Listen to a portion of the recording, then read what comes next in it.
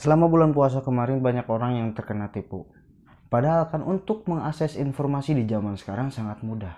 Lalu, apa penyebab orang-orang Indonesia ini mudah sekali tertipu?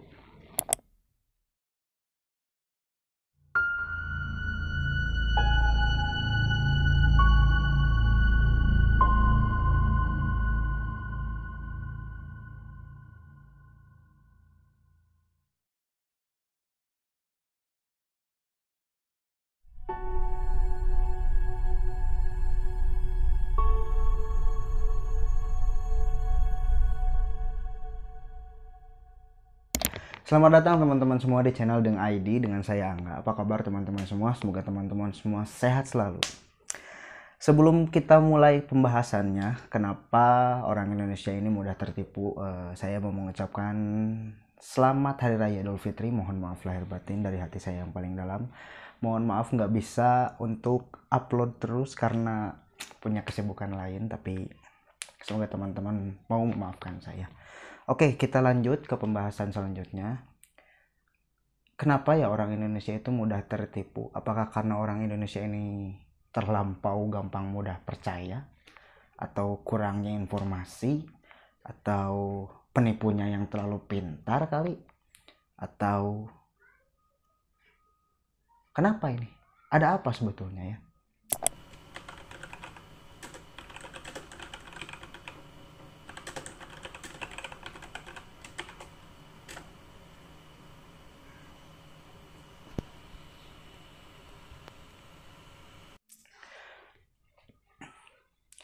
Selama bulan puasa kemarin teman-teman, jadi memang nggak banyak banget gitu. Cuma di channelku yang kecil ini ya, yang cuma punya 150 subscriber, tapi komentarnya lumayan bikin saya kewalahan untuk menjawab.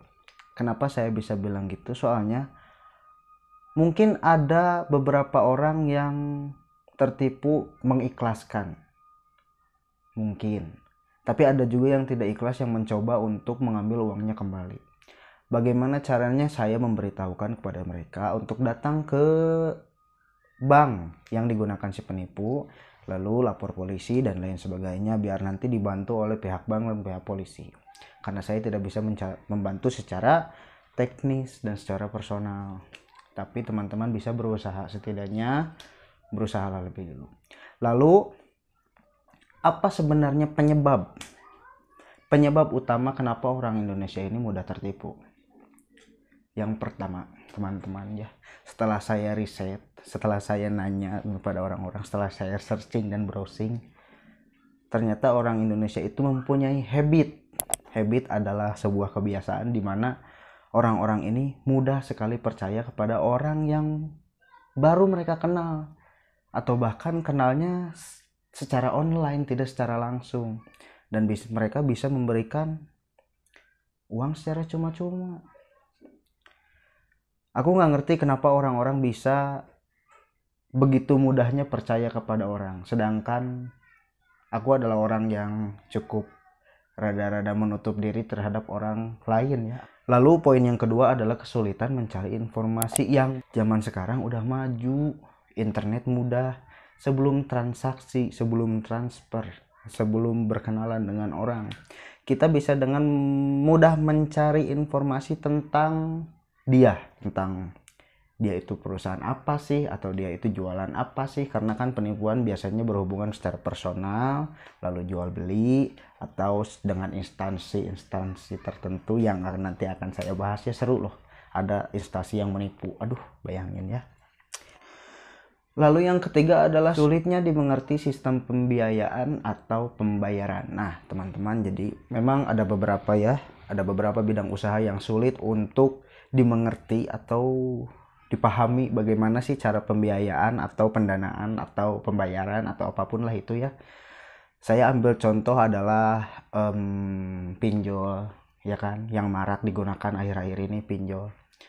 Misal saya mau pinjam uang ke satu perusahaan pinjol lah ya. Nah, setelah saya mengajukan pinjaman uang sebesar 10 juta, setelah saya mengisi data diri dan lain sebagainya, setelah mau ditransferkan uangnya kepada rekening kita, ternyata ada notifikasi gagal.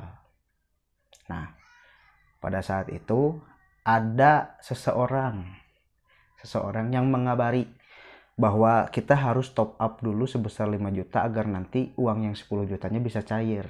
Dan uang yang 5 juta pun akan ditransfer kembali. Nah, tapi anehnya, kenapa transfernya bisa ke orang yang berbeda? Bukan kepada bidang usaha pinjol tersebut. Nah,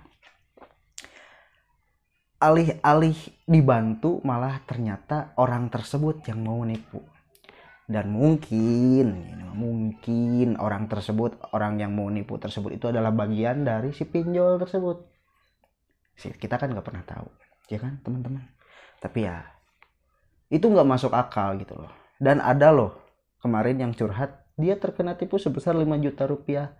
Alhasil dia yang tadinya mau pinjam 10 juta untuk pulang mudik, ternyata dia malah rugi 5 juta. Luar biasa. Turut berduka cita kepada ibu. Mohon maaf saya tidak bisa membantu secara lebih, tapi mudah-mudahan Kepolisian Republik Indonesia ini mau membantu ibu secara cepat. Tinggal ikuti aja apa yang diarahkan oleh polisi ya Bu. Oke. Lalu yang keempat adalah ketidakhati-hatiannya pada saat transfer atau top up. Jika ingin bertransaksi dengan satu orang, maka transaksilah dengan dia sejelas-jelasnya, jangan sangkut pautkan kepada si B atau orang lain. Hati-hati teman-teman. Poin yang selanjutnya adalah kurangnya budaya membaca. Seperti kita tahu bahwa Indonesia ini, negara kita tercinta ini, termasuk budaya membacanya yang paling rendah jika dibandingkan dengan negara-negara lain. Jadi teman-teman, demi keamanan diri sendiri ya, membaca itu selain menambah wawasan dan mencegah kebodohan. Oke. Teman-teman itu menjadi lebih waspada. Setidaknya melatih otak agar tidak menjadi orang yang ceroboh. Membaca itu harus penuh dengan kesabaran dan ketelitian, teman-teman. Untuk poin selanjutnya adalah orang Indonesia itu sangat tergesa-gesa, terburu-buru dan ceroboh. Luar biasa. Mau transfer buru-buru, tahu-tahu salah pencet, oke beres, tahu-tahu salah transfer.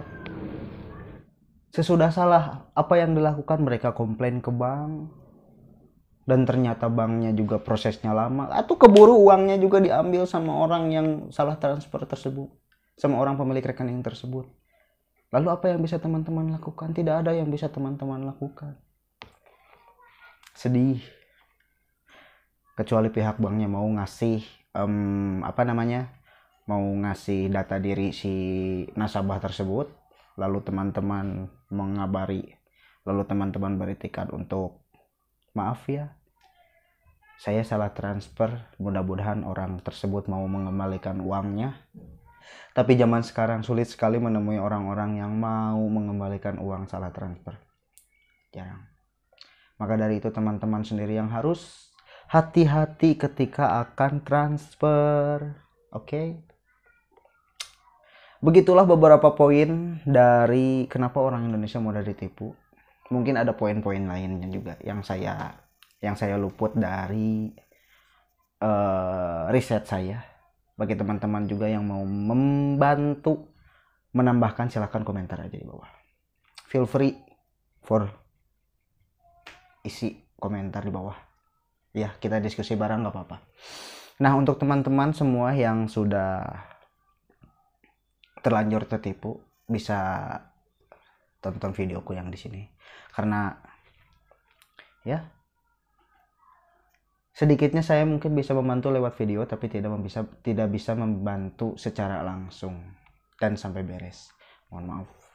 Tapi saya sudah berusaha semaksimal mungkin dan membantu teman-teman untuk mentrace semua yang sudah menipu teman-teman. Itu aja mungkin yang bisa saya bahas untuk hari ini, karena takut durasinya terlalu panjang. Terima kasih sudah menonton teman-teman. Bye-bye.